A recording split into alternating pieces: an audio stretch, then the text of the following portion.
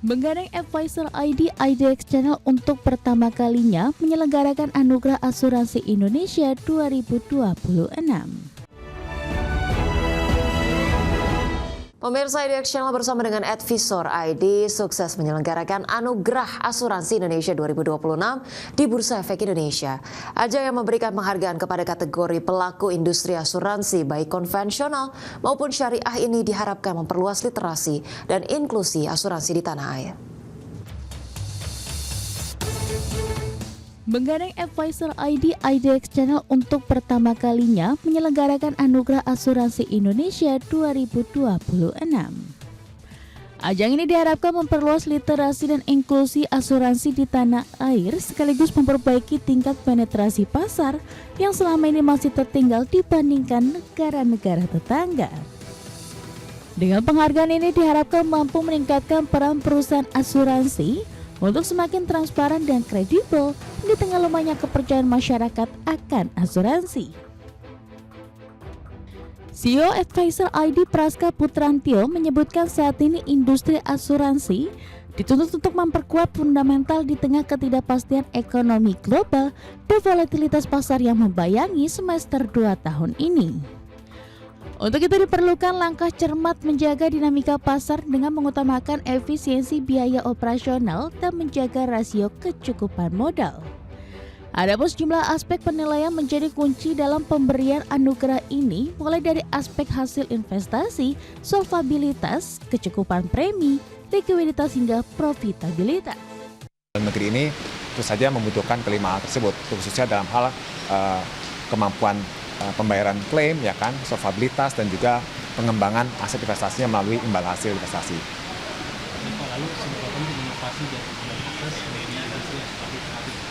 Ya, jadi kalau menurut saya untuk industri asuransi saat ini sudah cukup baik ya. Hanya saja mungkin yang perlu dipertahankan adalah mensiasati di tengah tantangan ketidakpastian ekonomi ini yang tentu saja bisa mempengaruhi penerimaan klaim, pertumbuhan pendapatan premi ya, dan juga untuk pembayaran klaim. Yang kedua adalah tantangan berikutnya adalah menjaga bagaimana pengembangan hasil investasi ini bisa membantu perusahaan asuransi untuk mencukupi pembayaran klaim serta menutupi biaya operasional.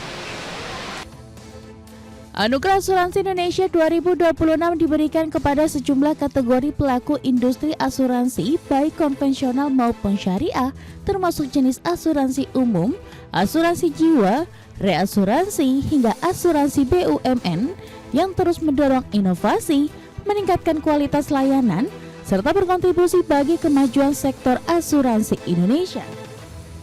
Dari Jakarta, Ade Firmansyah, IDX Channel.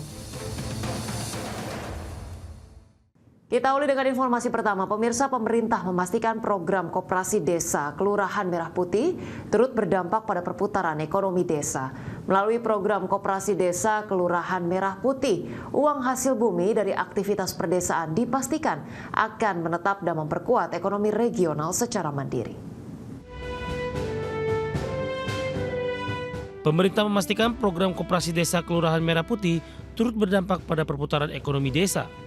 Pemerintah bahkan telah menghitung perputaran uang di desa bisa mencapai 233 triliun rupiah setiap tahun jika program ini berjalan secara masif.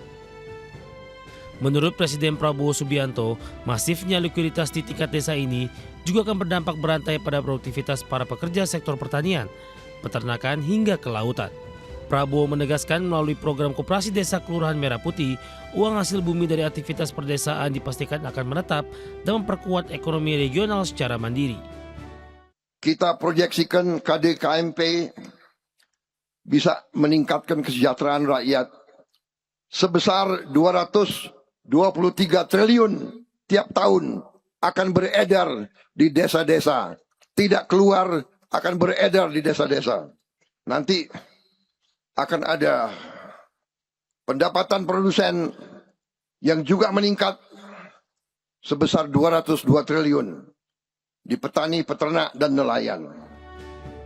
Presiden meminta program Koperasi Desa Kelurahan Merah Putih nantinya diwajibkan menjadi agregator tunggal dan pelayanan terintegrasi bagi seluruh kebutuhan logistik warga desa.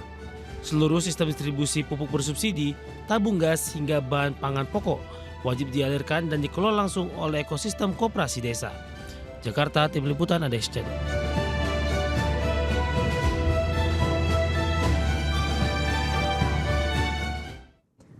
Pemirsa, Menteri Koperasi Ferry Juliantono mengungkapkan pihaknya akan segera meresmikan Koperasi Desa Kelurahan Merah Putih yang mengelola minyak sawit atau crude palm oil dan sektor pembangkit listrik tenaga surya pada Agustus 2026. Menurut Ferry, untuk Koperasi Desa Kelurahan Merah Putih, sektor minyak sawit akan segera diresmikan di Kabupaten Musi, Banyuasin, Sumatera Selatan. Sementara untuk sektor PLTS akan diresmikan di Pulau Sembur Laut, Kelurahan Galang Baru, Kepulauan Riau. Ferry meyakini badan usaha koperasi akan mulai bangkit kembali dan bersiap memberikan andil yang maksimal terhadap perekonomian nasional seperti yang telah dilakukan oleh badan usaha swasta maupun BUMN. Kami juga sekarang sudah mengelola dan mendirikan pabrik CPO. Bulan Agustus kami akan meresmikan pabrik CPO di Musi Banyuasin, Kabupaten di Sumatera Selatan. Itu Koperasi Unit Desa Sejahtera. Kemudian bulan Agustus juga kami dengan izin dan perkenan Bapak ingin meresmikan pembangkit listrik tenaga surya skala setengah sampai dengan 1 mega di Sembur Laut.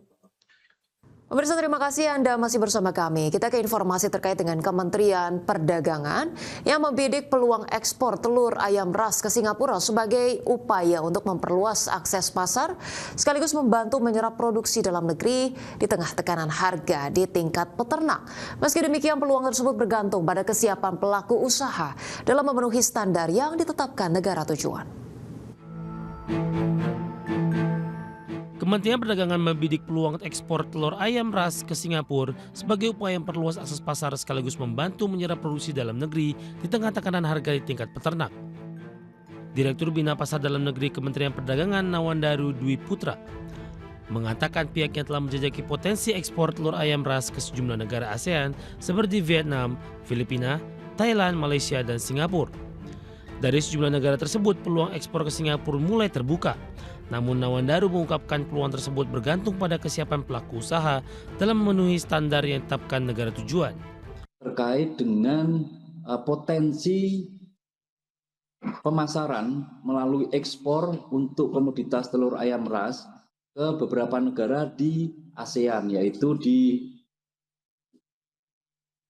Vietnam, Filipina, Thailand, kemudian Malaysia dan Singapura. Dan saat ini memang ada potensi untuk komoditas telur ayam ras ini bisa terbuka untuk kita ekspor ke Singapura. Namun tantangannya memang terkait dengan kesiapan dan juga pemenuhan persyaratan yang ditetapkan oleh negara-negara tujuan.